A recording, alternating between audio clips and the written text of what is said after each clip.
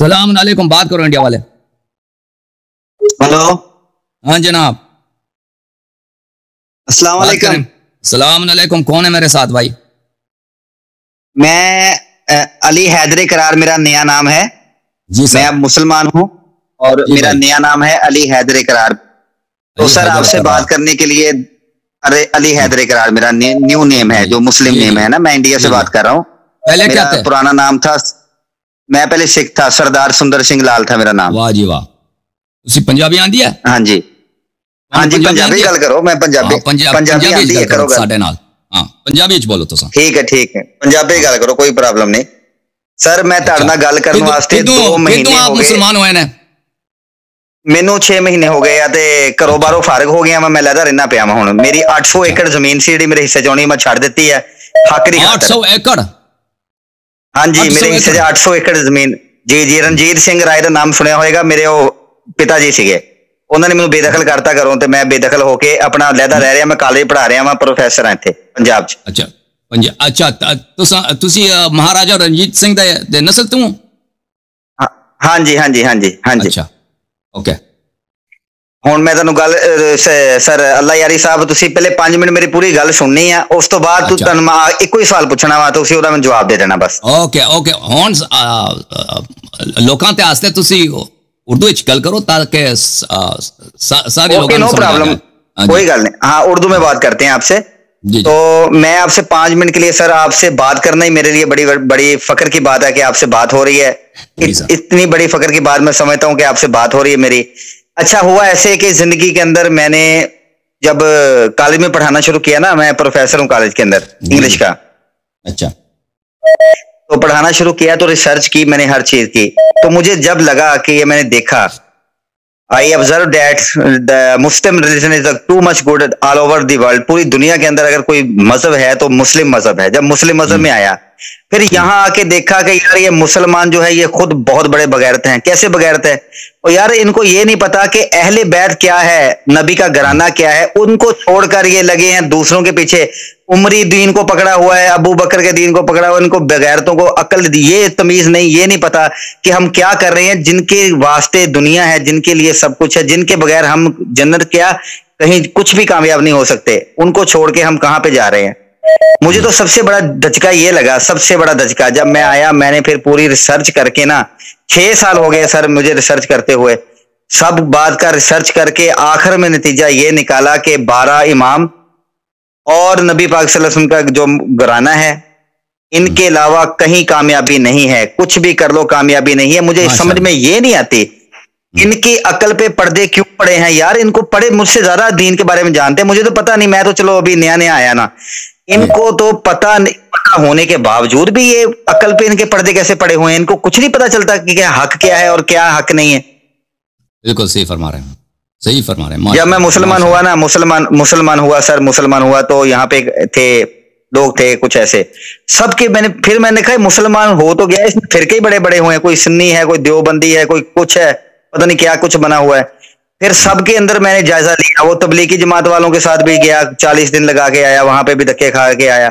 सब कुछ देखने के बाद जब पता चला कि अल्लाह के नबी की मौला अलैहिस्सलाम की, अली मौला अलैहिस्सलाम की लानत है सूफी के ऊपर कि जो घर बार छोड़ के, अपने हकूकल बात को छोड़ के दूसरे अल्लाह को राजी करने गया। कौन से अल्लाह को राजी करेगा? पहले घर वालों को तो राजी कर ले जो तुम्हारे इंतजार में बैठे हैं। वो लोगों के भांडे मांजने शुरू कर दें क्या, बर्तन मांजे लोगों के?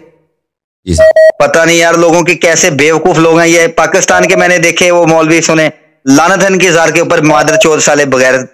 अब सॉरी, मैं गाली मेरे मुंह से निकल रही है, मेरे से बर्दाश्त नहीं हो रहा। मेरे अंदर जो जज्बात है, मेरे जज्बात को समझने की कोशिश करें। सही मेरे घर में जब ये पता चला, हाँ मेरे घर में पता चला मैं हक के इंसाफ पे हूँ। मौला अली अलैहिस्सलाम का एक मैंने सुना था कि हक पर चलना ऐसे है जैसे अंगारों पे चलना है, और सबसे पहले दुश्मन तुम्हारे घर वाले बन जाएंगे जब हक पर चलोगे। मैं हूं हक इंसाफ वाला। मेरे घर का आदमी गलत है, मैं उसकी भी गर्दन उतार दूंगा। ये गलत है, जो गलत है वो गलत है। सही, ठीक है।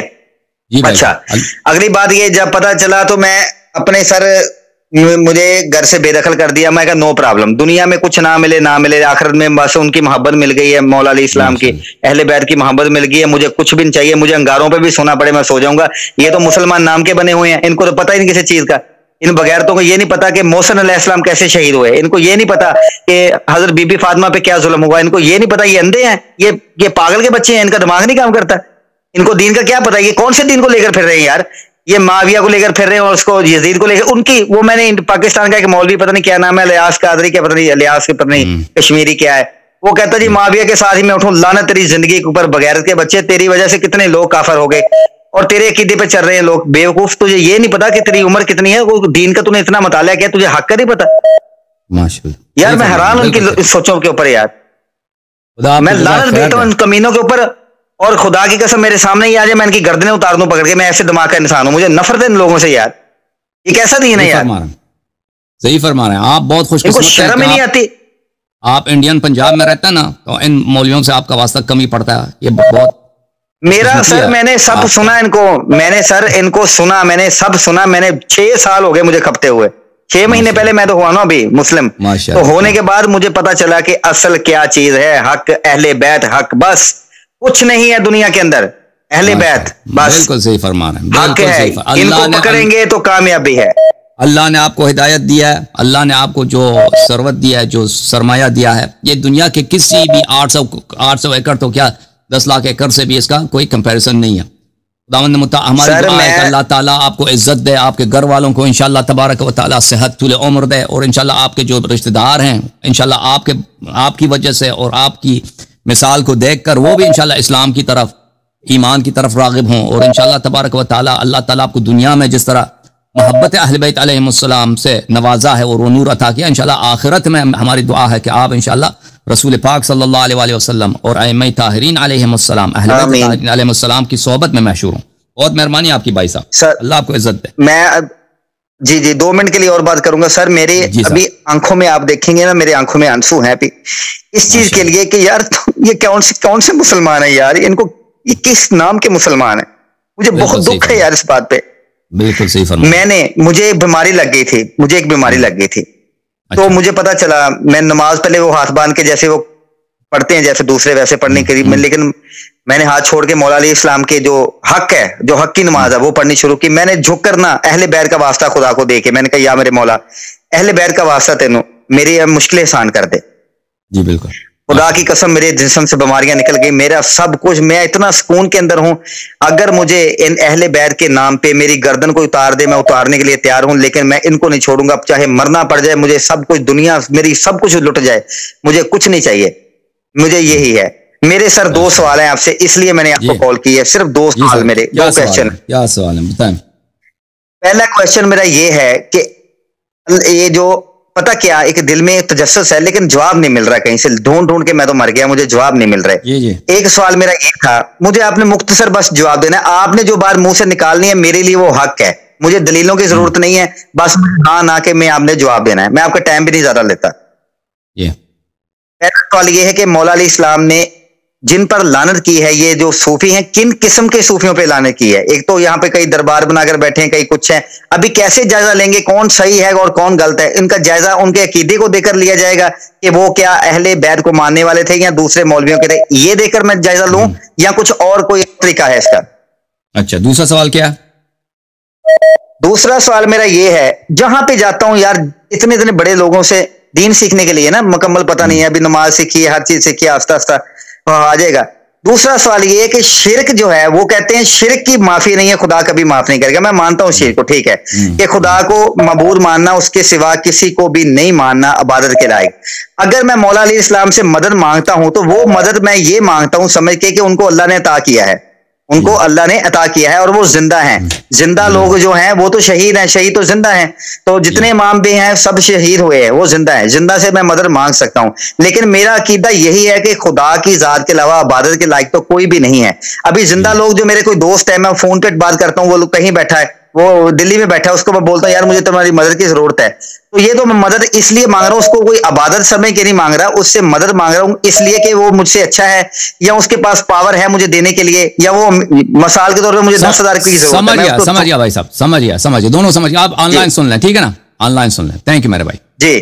جی okay, thank you. Online سن لیں جواب. تھینک یو, خدا حافظ. آپ کا میں آپ کا دعا گوں, خدا حافظ. بہت مہربانی آپ کی, اللہ تعالیٰ آپ کو عزت دے. پہلی بات یہ ہے کہ یہ بالکل سچ ہے. احادیث میں اہل بیت طاہرین علیہم الصلاۃ والسلام نے اہل تصوف کو لعنت کیا ہے. اب تصوف کے بہت سارے فرقے ہیں، بہت سارے فرقے ہیں. اس میں سے کس فرقے کی بات ہے؟ سب فرقے کی بات ہو رہی ہے. صوفی چاہے شیعہ ہو ظاہراً یا چاہے غیر شیعہ ہو، اس سے فرق نہیں پڑتا، صوفی صوفی ہوتا ہے. تو لیکن لازمی بات ہے کہ صوفیوں کی جو دشمنی ہے مذہب حقہ کے ساتھ اتنی نہیں جتنی نواسب کی ہے. یہ ایک پیمانے پہ نہیں ہے ان کا انحراف، ٹھیک ہے نا. ایک گروہ ہے جن کی دشمنی ہے اہل بیت طاہرین علیہم السلام ہے، ایک دوسرا گروہ ہے جو منحرف ہیں لیکن وہ اتنی دشمنی نہیں کرتے. وہ آپ کو اہل بیت علیہ السلام سے دور نکالیں گے، شریعت سے نکالیں گے، لیکن وہ اہل بیت علیہ السلام کے سامنے کھل کر دشمنی نہیں کرتے. تو صوفیہ کو سب کو لعنت فرمایا اہل بیت علیہ السلام ہے. اس میں کسی قسم کی تمیز نہیں ہے کہ تفریق ہو کہ یہ صوفی ملعون ہے، یہ صوفی ملعون نہیں ہے. بہت سارے صوفی ہیں جو بظاہر شیعہ ہیں، وہ سب کے سب اگر یہ ثابت ہو، اگر یہ ثابت نہیں ہے کہ کوئی شخص صوفی ہے، ٹھیک ہے نا. صوفیوں کا اپنا طریقہ کار ہوتا ہے. مثلا ان میں سے وہ چلے جو نکالتے ہیں، وہ ریاضتیں نکالتے ہیں، یہ ایک پہچان یہ ہوتا ہے. پر وحدت وجود کے قائل ہوتے ہیں اور پیری مرشدی کے سلسلہ کار ہوتے ہیں. ان میں سے جو مشترکات ہیں، اور پھر ان میں سے بہت سارے ہوتے ہیں کہ جن وغیرہ کے چکر میں بھی ہوتا ہے نا، جو وہ کرامات وغیرہ دکھاتے ہیں، وہ اکثر جن وغیرہ کے طریقے سے ہوتا ہے. تو صوفی جو بھی ہو اہل بیت علیہ السلام نے لعنت کیا، اور اہل بیت علیہ السلام کے کلام میں ایسی کوئی بات نہیں ہے. دیکھیں عبادت اچھی بات ہے، آپ ذکر زیادہ پڑھیں، لیکن یہ صوفیوں والی عبادت نہیں ہے کہ آپ کسی مرشد سے ذکر لے کے اس کو 40 دن کے لیے اتنے مرتبے کے لیے پڑھیں. یہ سب بدعتیں ہیں دین میں. اہل بیت علیہ السلام کی مذہب میں ان مرشد صرف اہل بیت علیہ السلام ہے. ان کے اہل بیت علیہ السلام کے بعد وہ عالم جو آپ کو صرف اہل بیت علیہ السلام کا کلام بتاتا ہے، ان کا کلام، ان کی احادیث آپ کو سمجھاتا ہے، سکھاتا ہے، بس یہی ہے، اس کے علاوہ کچھ بھی نہیں. تو صوفیوں کے متعلق یہ ہے. لیکن دنیا میں اگر ایسا کوئی آدمی ہے، فرض کریں کہ وہ صوفی نہیں تھا، لوگ اس کو صوفی کہتے ہیں، تو پھر وہ تو لازمی بات ہے ایک بہتان ہے. یہ بہتان ہے، وہ صوفی نہیں ہے، ٹھیک ہے نا. اگر کوئی ایسا گزرا ہے. لیکن اکثر یہ جو آپ کے مزارے ہیں پاکستان، انڈیا پاکستان میں، یہ لوگ صوفی تھے یا تصوف کے ماننے والے تھے. اب بھی ایران میں تصوف بہت عام چیز ہے. مثلا حوزے علمیہ کی کہنا، حوزے جہلیہ قم میں یا نجف اشرف میں تصوف ایک عام چیز ہے، وہ پڑھایا جاتا ہے، فالو کرتے ہیں. اس کے بعد آپ نے شرک کا پوچھا ہے میرے عزیز، میرے بھائی. شرک یہ ہے کہ آپ اللہ کے علاوہ کسی اور کو معبود بنائیں، اس کی عبادت کریں، یہ شرک ہے، ٹھیک ہے نا. اللہ کے علاوہ کسی اور کی عبادت کریں، یہ شرک ہے. یا دوسرا شرک کیا ہے کہ اللہ کا جو ولی ہے، اللہ کی جانب سے جو خلیفہ ہے، جو امام ہے، اس کے امامت میں کسی اور کو شریک کریں، یہ شرک باللہ ہے. ہمارے اہل بیت علیہ السلام کے احادیث میں مکررن اس کو شرک کہا گیا ہے. کہ قرآنی آیات میں جس شرک سے منع کیا گیا ہے وہ دونوں ہی شرک ہیں. ایک شرک ہے کہ اللہ کے علاوہ آپ دوسرے کو اپنا معبود بنائیں، اس کی عبادت کریں. دوسرا شرک یہ ہے کہ جس کو اللہ نے امام بنایا اس کو نہ مانے، ایک اور آدمی کو امام مانے، یا جس کو اللہ نے امام بنایا اس کے ساتھ کہتے ہیں کہ دوسرا بھی امام ہے، دوسرا بھی اسی جیسا امام ہے. یہ بھی شرک باللہ ہے، ٹھیک ہے نا. اچھا، یہ دونوں شرک ہیں. لیکن غیر اللہ سے مدد لینا یہ شرک نہیں ہے. اس کی نہ کوئی حدیث ہے، نہ آیا ہے، کچھ بھی نہیں ہے. غیر اللہ سے اب تو آپ نے مولا امیر المؤمنین علیہ السلام کی بات کی ہے. میں تو کہتا ہوں کافر ہو، کافر سے آپ مدد لے لو. لوگ اپنے جانوروں سے مدد لیتے ہیں، ٹھیک ہے نا. تو کافر سے مدد لینا، مسلمان سے مدد لینا، یہ اس میں کوئی کسی قسم کا شرک نہیں ہے. اور پھر اہل بیت طاہرین علیہ السلام سے مدد مانگنا، اہل بیت علیہ السلام کی احادیث میں اس کی تاکید کی گئی ہے کہ آپ اہل بیت علیہ السلام سے مدد مانگیں. اور اس کے کچھ احادیث میں نے دکھائے یہاں پر بھی ہیں کہ آپ امیر المؤمنین علیہ السلام سے مدد مانگیں. خود حضرت امام باقر علیہ السلام کو جب بخار ہوتا تھا، بدن پہ بیماری آتی تھی، بخار آتا تھا، تو وہ حدیث میں کہ وہ اپنے قمیض کو گیلا کرتے تھے اور بلند آواز میں کہتے تھے یا فاطمہ الزہراء بنت رسول اللہ صلی اللہ علیہ وآلہ وسلم. اتنی بلند آواز سے پکارتے تھے کہ گلی میں لوگ سنتے تھے، ٹھیک ہے. اس کی احادیث میں نے یہاں پہ دکھائی ہیں. تو یہ ہے کہ مدد طلب کرنا کسی، اور یہ صرف وہابی ٹولہ اس کو شرک مانتے ہیں. اور دیوبندی بھی جو ہے نا، وہ ان باتوں میں وہ جو ہے ابن تیمیہ کے پیروکار ہیں. وہ دیوبندی جو طبقہ ہے وہ فقہ میں ابو حنیفہ کو مانتے ہیں، لیکن عقائد میں کس کے پیروکار ہیں؟ عقائد میں وہ ابن تیمیہ کے پیروکار ہیں. وہ بھی اگر اس کو شرک کہتے ہیں، وہ سب مسلمانوں کی مخالفت کرتے ہیں. سب مسلمان اس بات پہ مجتمع ہیں، متفق القول ہیں کہ غیر اللہ سے مدد طلب کرنا اس میں کوئی حرج نہیں، کوئی حرمت نہیں. اچھا